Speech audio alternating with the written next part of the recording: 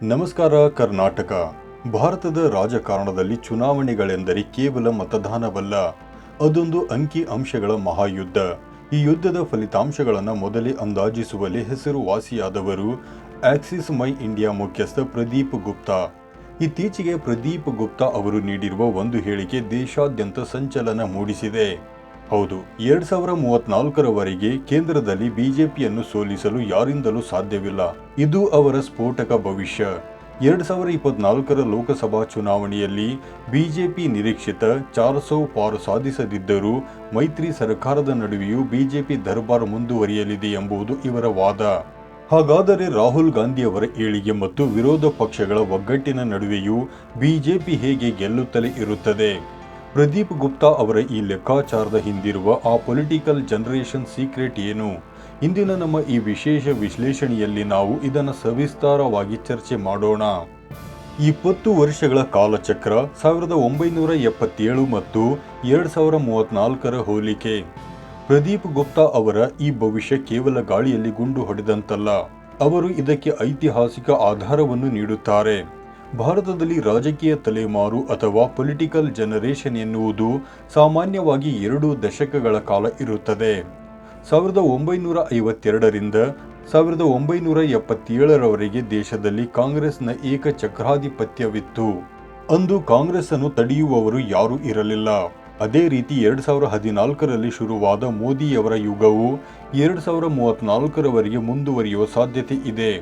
ಅಂದರೆ ದೇಶದ ಜನತೆ ಒಂದು ಪಕ್ಷದ ಆಡಳಿತ ಶೈಲಿಗೆ ಹೊಂದಿಕೊಂಡಾಗ ಅದನ್ನು ಬದಲಿಸಲು ಕನಿಷ್ಠ 20 ವರ್ಷಗಳ ಸಮಯ ಬೇಕಾಗುತ್ತದೆ ಎಂಬುದು ಅವರ ವಿಶ್ಲೇಷಣೆ. ಈಗ ನಡೆಯುತ್ತಿರುವುದು ಮೋದಿ ಮತ್ತು ಅಮಿತ್ ಶಾ ಯುಗ. ಈ ಕಾಲಚಕ್ರದಲ್ಲಿ ಬಿಜೆಪಿ ಗೆಲುವಿನ ಓಟಕ್ಕೆ ಬ್ರೇಕ್ ಹಾಕುವುದು ಅಷ್ಟು ಸುಲಭವಲ್ಲ. ಕಾಂಗ್ರೆಸ್ ಮುಂದಿರುವ ವನವಾಸದ ಸವಾಲು. ಈ ಕಡೆ ವಿರೋಧ ಪಕ್ಷಗಳನ್ನು ಗಮನಿಸಿದರೆ ಅದರಲ್ಲೂ ಮುಖ್ಯವಾಗಿ ಕಾಂಗ್ರೆಸ್ ಪಾಲಿಗೆ ಗೆಲುವಿನ ಹಾದಿ ಇನ್ನೂ ದೂರವಿದೆ. 2029ರ ಚುನಾವಣೆಯ ಹೊತ್ತಿಗೆ ಕಾಂಗ್ರೆಸ್ ಅಧಿಕಾರ ಕಳೆದುಕೊಂಡು 15 ವರ್ಷಗಳಾಗುತ್ತವೆ.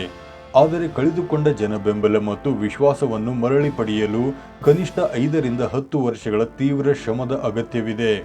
ಕಾಂಗ್ರೆಸ್ ಸದ್ಯಕ್ಕೆ ತನ್ನ ಹಳೆಯ ಆಡಳಿತದ ಕೆಟ್ಟ ಇಮೇಜ್ ಅಥವಾ ಮಿಸ್ ಗವರ್ನೆನ್ಸ್ನ ಹೊರೆಯಿಂದ ಹೊರಬರಲು ಹೆಣಗಾಡುತ್ತಿದೆ. ರಾಹುಲ್ ಗಾಂಧಿಯವರ ಇಮೇಜ್ ಇತ್ತೀಚೆಗೆ ಸುಧಾರಿಸುತ್ತಿದ್ದರೂ ಇಡೀ ದೇಶದ ಜನತೆ ಕಾಂಗ್ರೆಸ್ ಅನ್ನು ನಂಬಲು ಇನ್ನೂ ಹೆಚ್ಚಿನ ಸಮಯ ಬೇಕು ಎಂಬುದು ಗುಪ್ತಾ ಅವರ ಅಭಿಪ್ರಾಯ. ಬಿಜೆಪಿ ವಿರೋಧಿ ರಾಜಕಾರಣವನ್ನೇ ಕೇಂದ್ರವಾಗಿರಿಸಿಕೊಂಡಿರುವ ವಿರೋಧ ಪಕ್ಷಗಳು ಜನರ ಆಶೋತ್ತರಗಳನ್ನು ಈಡೇರಿಸುವಲ್ಲಿ ಬಿಜೆಪಿಗಿಂತ ಉತ್ತಮವಾದ ಆಯ್ಕೆಯನ್ನು ನೀಡುವಲ್ಲಿ ಇನ್ನೂ ವಿಫಲವಾಗಿವೆ. ಬದಲಾದ ಮತದಾರ ಮತ್ತು ಪರ್ಫಾರ್ಮೆನ್ಸ್ ರಾಜಕಾರಣ. ಇಂದಿನ ಮತದಾರರು ಮೊದಲಿನಂತಿಲ್ಲ. ಅವರು ಅತ್ಯಂತ ಬುದ್ಧಿವಂತರಾಗಿದ್ದಾರೆ. ಕೇವಲ ಗ್ಯಾರಂಟಿಗಳು ಅಥವಾ ಆಮಿಷಗಳಿಗೆ ಜನರು ಬಗ್ಗುತ್ತಿಲ್ಲ. ಬದಲಿಗೆ ಸರ್ಕಾರದ ಕಾರ್ಯಕ್ಷಮತೆ ಮತ್ತು ಉತ್ತಮ ಆಡಳಿತದ ಆಧಾರದ ಮೇಲೆ ಮತ ಚಲಾಯಿಸುತ್ತಿದ್ದಾರೆ. ಪ್ರದೀಪ್ ಗುಪ್ತಾ ಅವರ ಪ್ರಕಾರ ಬಿಜೆಪಿ ಇದುವರೆಗೆ ನೀಡುತ್ತಿರುವ ಆಡಳಿತವು ಜನರ ನಿರೀಕ್ಷೆಗಳನ್ನು ತಲುಪುತ್ತಿದೆ. ಬಿಜೆಪಿ ಕೇವಲ ಉತ್ತರ ಭಾರತದಲ್ಲಿ ಮಾತ್ರವಲ್ಲದೆ ಪಶ್ಚಿಮ ಮತ್ತು ಈಶಾನ್ಯ ಭಾರತದಲ್ಲೂ ತನ್ನ ಪ್ರಭಾವವನ್ನು ಭದ್ರಪಡಿಸಿಕೊಂಡಿದೆ. ಆಡಳಿತಾರೂಢ ಸರ್ಕಾರವು ಎಲ್ಲಿಯವರೆಗೆ ಉತ್ತಮ ಪ್ರದರ್ಶನ ನೀಡುತ್ತದೆಯೋ ಅಲ್ಲಿಯವರೆಗೂ ವಿರೋಧ ಪಕ್ಷಗಳು ಮಾರ್ಜಿನ್ ಲೆಸ್ ಆಗುತ್ತಲೇ ಇರುತ್ತದೆ. ಬಿಜೆಪಿ ಮತ್ತು ಎನ್ಡಿಎ ಈಗ ಅಭಿವೃದ್ಧಿಯ ವಿಷಯದಲ್ಲಿ ಸೂಪರ್ ಪರ್ಫಾರ್ಮೆನ್ಸ್ ನೀಡಬೇಕಾದ ಒತ್ತಡದಲ್ಲಿದೆ. ಏಕೆಂದರೆ ಜನರ ನಿರೀಕ್ಷೆಗಳು ಈಗ ಮುಗಿಲು ಮುಟ್ಟಿವೆ. ಅಪಾಯದ ಮುನ್ಸೂಚನೆ ಮತ್ತು ಪ್ರಾದೇಶಿಕ ಪವರ್. ಆದರೆ ಎಲ್ಲವೂ ಬಿಜೆಪಿಗೆ ಅಂದುಕೊಂಡಷ್ಟು ಸುಲಭವಿಲ್ಲ. ಪ್ರದೀಪ್ ಗುಪ್ತಾ ಅವರು ಕೆಲವು ಎಚ್ಚರಿಕೆಗಳನ್ನು ನೀಡಿದ್ದಾರೆ. ದರ ಏರಿಕೆ, ನಿರುದ್ಯೋಗ ಮತ್ತು ಜನರ ಅತಿಯಾದ ನಿರೀಕ್ಷೆಗಳು ಬಿಜೆಪಿಗೆ ಮುಳುವಾಗಬಹುದು. 2024ರ ಫಲಿತಾಂಶವು ಒಂದು ಎಚ್ಚರಿಕೆಯ ಗಂಟೆಯಾಗಿದೆ. ಮೋದಿಯವರ ವಯಸ್ಸು ಮತ್ತು ಮುಂದಿನ ನಾಯಕತ್ವದ ಪ್ರಶ್ನೆಯು 2029ರ ಚುನಾವಣೆಯಲ್ಲಿ ಪ್ರಮುಖ ಪಾತ್ರ ವಹಿಸಲಿದೆ. ವಿಶೇಷವೆಂದರೆ ತಮಿಳುನಾಡಿನಲ್ಲಿ ದಳಪತಿ ವಿಜಯ್ ಅವರ ಟಿವಿಕೆ ಪಕ್ಷವು ಭವಿಷ್ಯದಲ್ಲಿ ದೊಡ್ಡ ಶಕ್ತಿಯಾಗಿ ಹೊರಹೊಮ್ಮಲಿದೆ ಎಂದು ಗುಪ್ತಾ ಮೊದಲೇ ಅಂದಾಜಿಸಿದ್ದರು. ಉತ್ತರ ಪ್ರದೇಶದಲ್ಲಿ ಯೋಗಿ ಆದಿತ್ಯನಾಥ್ ಅವರ ನಾಯಕತ್ವಕ್ಕೆ ಸದ್ಯಕ್ಕೆ ಯಾವುದೇ ಆತಂಕವಿಲ್ಲ ಎಂಬುದು ಅವರ ಸಮೀಕ್ಷೆಯ ಫಲಿತಾಂಶ. ಹೀಗಾಗಿ ಪ್ರಾದೇಶಿಕ ಪಕ್ಷಗಳು ಮತ್ತು ಬಿಜೆಪಿಯ ಆಂತರಿಕ ಬದಲಾವಣೆಗಳು 2034ರ ಹಾದಿಯನ್ನು ನಿರ್ಧರಿಸಲಿವೆ.